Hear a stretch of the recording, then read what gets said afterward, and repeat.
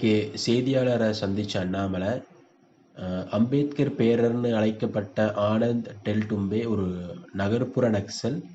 பெரிய லாட்ரேலுடைய மருமகன் தான் ஆதவ் அர்ஜுனா. இவர் திமுகவுக்கு ரொம்ப நெருக்கம். இவங்களோட மாமனார் மார்ட்டினு கிட்டத்தட்ட 500 கோடி ரூபாயை திமுகவுக்கு நிதியா கொடுத்தவர். விசிகாவுக்கு இவரு தான் நிதி வழங்குறாரு. அம்பேத்கர் புத்தகத்தை வெளியிட இந்தியாவில் வேற யாருமே கிடையாதா, விஜய் தான் கிடைச்சாரா?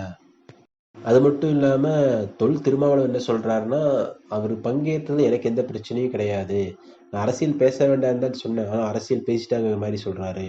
விசிகா யார் கையில இருக்கு? திருமாவளவன் கையில இருக்கா இல்ல ஆதவ அர்ஜுனா கையில இருக்கா? அப்புறம் விஜய் மணிப்பூரை பத்தி பேசினாரு. மணிப்பூர் காங்கிரஸ் காலத்தோட இப்ப சிறப்பாக தான் இருக்கு. அங்க ஏகப்பட்ட பிரச்சனைகள் இருக்கு, அதெல்லாம் விஜய்க்கு தெரியாது.